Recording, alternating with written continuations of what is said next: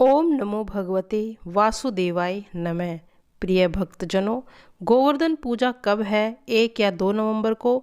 तो आज हम गोवर्धन पूजा विधि और तथा उसके मुहूर्त के बारे में बताएंगे और फिर बाद में सुनेंगे कथा। गोवर्धन पूजन का त्यौहार हर साल दिवाली के दूसरे दिन मनाया जाता है। इस वर्ष हिंदू पंचांग के अनुसार गोवर्धन पूजा विधि तिथि 1 नवंबर 2024 को शाम 6:16 शुरू होगी और इसका समापन 2 नवंबर 2024 को रात 8:21 पर होगी। गोवर्धन पूजा करने की विधि: सबसे पहले सुबह जल्दी उठकर स्नान करें। गाय के गोबर से गोवर्धन पर्वत और श्री कृष्ण जी भगवान की मूर्ति बनाएं। मूर्तियों को फूल और रंगों से सुंदर तरीकों से सजाएं। गोवर्धन पर्वत और भगवान श्री कृष्ण जी की पूजा करें। भगवान को जल, दीपक, धूप, फल और उपहार अर्पित करें। पूजा के दौरान कढ़ी और चावल बनाकर उनका भगवान को भोग लगाना चाहिए। इस दिन गाय, बैल और भगवान विश्वकर्मा की पूजा करना महत्वपूर्ण होता है।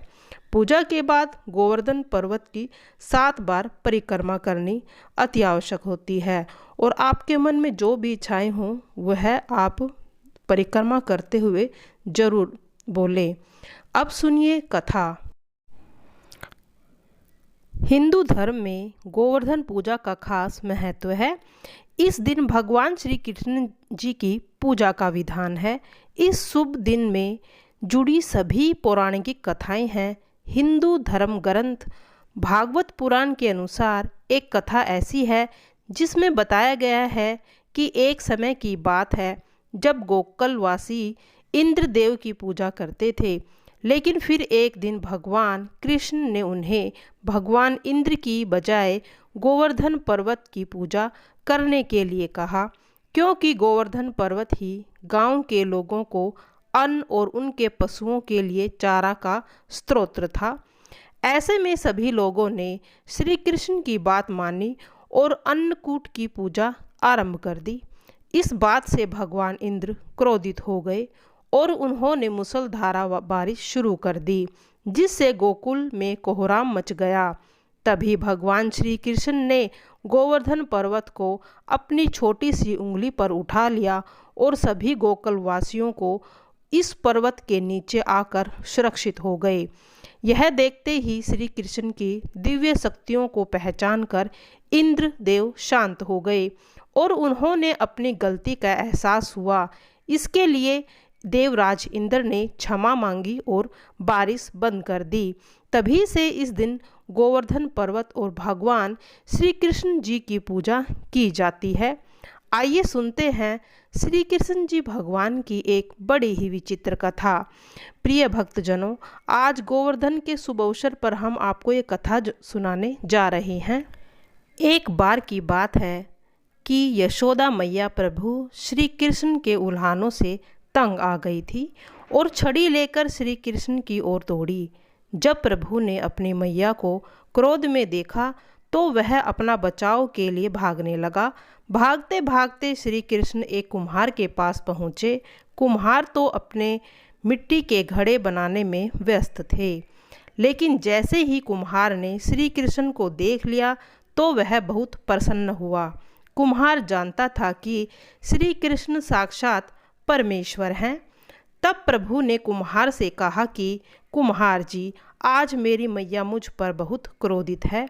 मैया छड़ी लेके मेरे पीछे आ रही है। मैया, मुझे कहीं छुपने को जगह दे दो।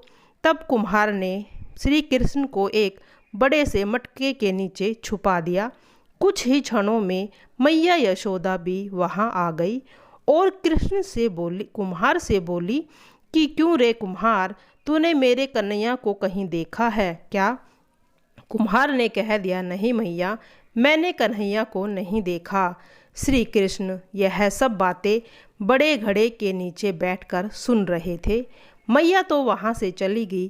तब प्रभु श्री कृष्ण कुम्हार से कहते हैं, कुम्हार जी, यदि मैया चली गई तो मुझे इस गड्ढे से बाहर निकालो। कुम्हार बोला, ऐसे नहीं प्रभु जी, पहले मुझे 84 लाख योनियों के बंधन से मुक्त कराने का वचन दो। भगवान मुस्कुराए और कहा, ठीक है, मैं तुम्हें 84 लाख योनियों से मुक्त करने का वचन देता हूँ। अब तो तुम मुझे बाहर निकाल दो। कुम्हार कहने लगा, मुझे अकेले नहीं प्रभु जी, मेरे परिवार के सभी लोगों को भी 84 लाख योनियों के बंधन से मुक्त कराने का वचन दोगे तो मैं आपको इस घड़े से बाहर निकाल दूंगा। प्रभु कहते हैं, चलो ठीक है, उनको भी 84 लाख योनियों के बंधन से मुक्त होने का मैं वचन देता हूँ। अब तो मुझे घड़े से बाहर निकाल दो। अब कुम्हार कहता है, बस प्रभु जी, एक विनती और है, उसे भी पूरा करने का वचन दे दो तो मैं आपको इस घड़े से बाहर निकाल दूंगा। भगवान बोले, वो भी बता दो, क्या कहना चाहते हो। कुम्हार कहने लगा, प्रभु जी, जिस घड़े के नीचे आप छुपे हो उसकी मिट्टी मेरे बैलों के ऊपर लाद कर लाई जाती है।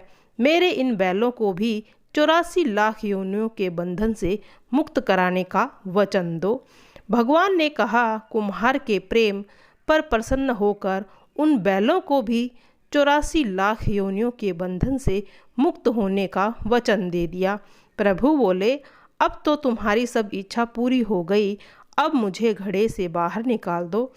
तब कुम्हार कहता है, अभी नहीं भगवान, बस एक अंतिम इच्छा और है, उसे भी पूरा कर दीजिए। और यह है कि जो भी प्राणी हम दोनों के बीच के इस संवाद को सुनेगा उसे भी आप 84 लाख योनियों के बंधन से मुक्त करोगे। बस यह वचन और दे दो तो मैं आपको इस घड़े से बाहर निकाल दूंगा। कुम्हार की प्रेम भरी बातें सुनकर प्रभु श्री कृष्ण बहुत खुश हुए और कुम्हार की इस इच्छा को भी पूरा करने के लिए उन्हें वचन दे दिया। फिर कुम्हार ने बाल श्री कृष्ण को घड़े से बाहर निकाल दिया, उनके चरणों में प्रेम पूर्वक प्रणाम किया, प्रभु जी के चरण धोए और चरना अमृत लिया। अपनी इच्छा पूरी होने पर झोपड़ी में चरना अमृत का छिड़काव किया और प्रभु के गले लगकर इतना रोए कि प्रभु में ही विलीन हो गए। जरा सोचो, जो बाल श्री कृष्ण के 7 कोस लंबे चौड़े गोवर्धन पर्वत को अपनी इकन्नी उंगली पर उठा सकते हैं, तो क्या वो एक घड़ा नहीं उठा सकते थे। लेकिन बिना प्रेम रिझे नहीं, वही नटवर नंद किशोर कोई कितने भी यज्ञ करे, अनुष्ठान करे, कितने भी दान करे, चाहे कितने भी भक्ति करे, लेकिन जब तक मन में प्राणी मात्र के लिए प्रेम नहीं होगा तब तक हम श्री कृष्ण जी को नहीं पा सकते। बोलिए श्री कृष्ण जी भगवान की जय। जय कन्हैया लाल की जय। जय कान्हा जी की जय।